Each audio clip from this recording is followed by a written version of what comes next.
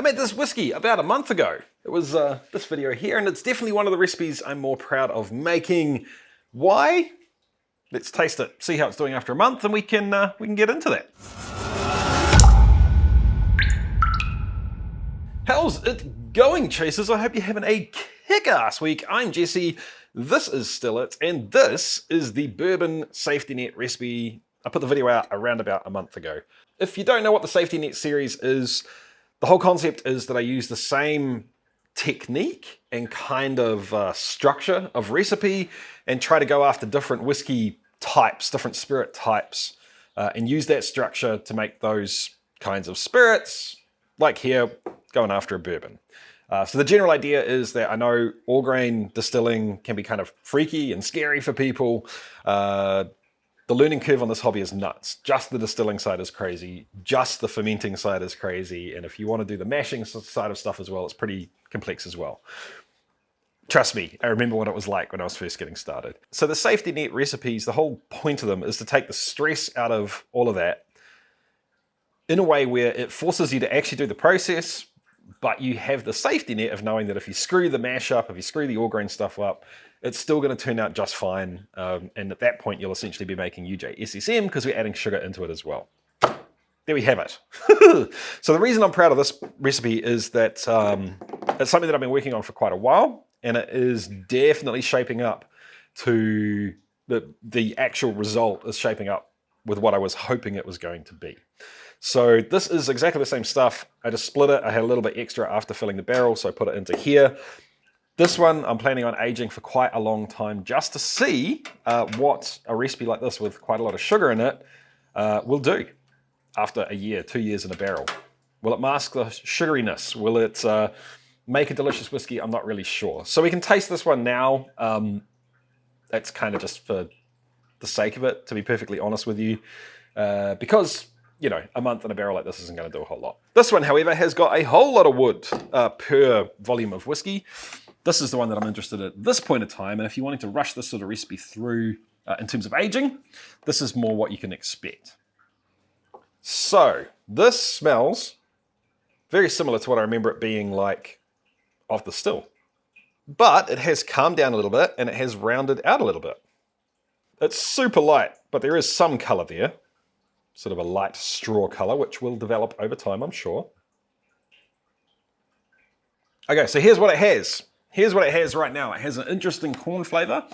It has that interesting adjacent to apple flavor. I don't think it's acetylaldehyde. I don't think it's heads. It's that interesting almost apple, almost peach, almost corn, kind of bringing all of those things together. And it's neither of them, but it's somewhere in between.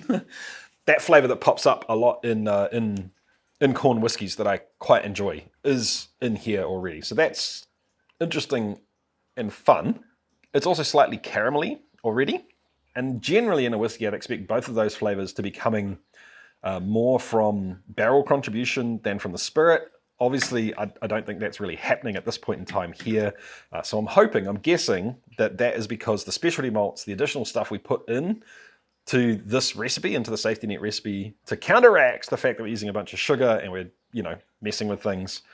I think they're doing their job. It's quite interesting. We're going to go on to tasting this as well, but first I need to say a huge thank you to the sponsor of today's video, Zencastr.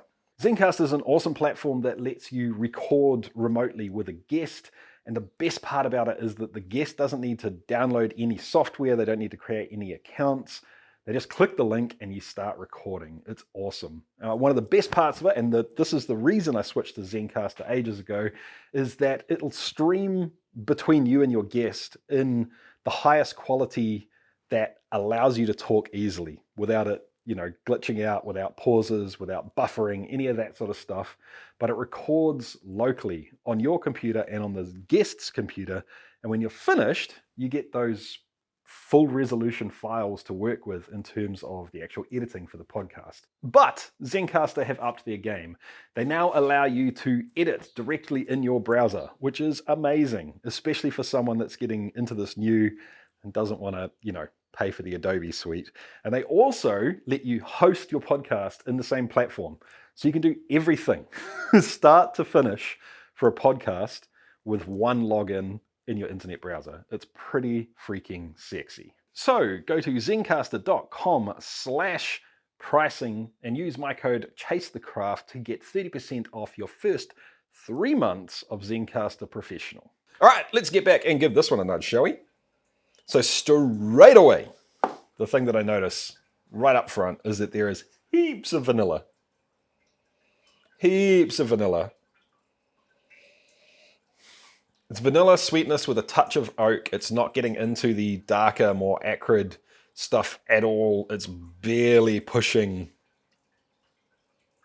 You know what? I'd probably say there's not even any of that kind of roasty, toasty, pushing almond flavors. None of those.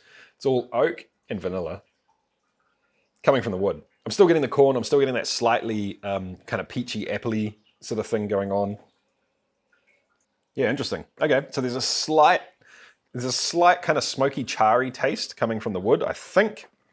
I'm trying to remember exactly what wood I used in here. It isn't toasted super heavily, but it is toasted relatively heavy, but it's not charred a whole lot.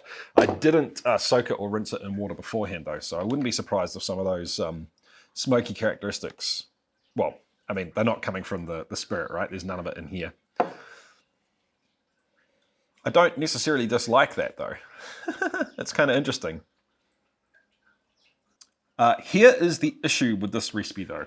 I tend to like big, thick, sticky, oily bourbons. If I'm going to go for a bourbon, that's kind of more the thing that I would like to gravitate towards.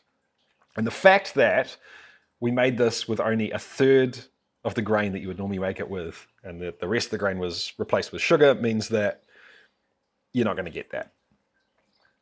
So I think I need to steer into that and trying to match heaps of wood character and turn this into a big, bold, oily, chewy whiskey just isn't going to happen. That's not what it is. It's going to be much more akin, I think, to a column stilled bourbon, or perhaps a Tennessee bourbon that's been filtered with the Lincoln County process or whatever. So I'm thinking what I should do is probably back off the oak in this a little bit. In fact, I'll take it out and split it and put just a little bit more in and let it sit for a little bit longer. I think the barrel is going to do wonderfully. I think the barrel is going to be fine over time. I'm not going to have to worry about that. If I do need to worry about it, it's going to be, a year down the track, I'm assuming. So let me delay a little bit while I say a huge thank you to the Patreons. I'm using you as an excuse to try and gather my thoughts today, Patreons. Thank you. It's one of the many ways you help me out. I very much appreciate it. Yeah, okay. I'm ready. So I guess what I'm trying to say, team, is that if you're thinking about making an all-grain bourbon and you're a little bit worried about it, this is 100% a great way to go. I would thoroughly recommend it. I am all for stuff like UJSSM. I think it's great for getting people into the hobby. I think it's great for allowing people to make stuff relatively easy if they're going to, flavor it or basically make a kind of like a corn vodka-y kind of stuff. It's awesome for that. It's great just as a whiskey as well. But I'm here to tell you that I think this is going to get you closer to a real bourbon. What it's not going to do is give you that huge, oily experience that some people crave. Some people don't like it. That's fine.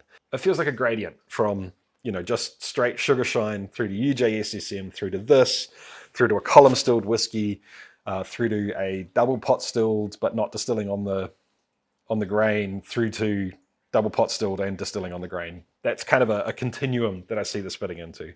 So yes, I think it's doing a great job. Yes, I 100% recommend you do it. I can't push this now towards being a big, thick, oily, grungy cornbread-like whiskey. It's just not going to happen. I need to remember that while I'm dealing with this. And you, if you're going to make this recipe, you need to kind of keep your expectations in check in terms of what you're after. But if you're into those lighter, column stilled bourbons, 100%, man, give this a go. It's freaking awesome. All right. I think I've shot my load. So if you've enjoyed the video, guys, give it a thumbs up. If you haven't seen the video where I made this, it's definitely one of my better videos. It's definitely one of the better recipes that I've made myself. So check it out. There'll be links in the link description thingy down below. And, give it a thumbs up. Drop a comment in the comment section. Let me know what you think I should do for the next safety net. recipe. That'd be fun. All right, guys. I'll catch you later. Keep on chasing the craft. See ya.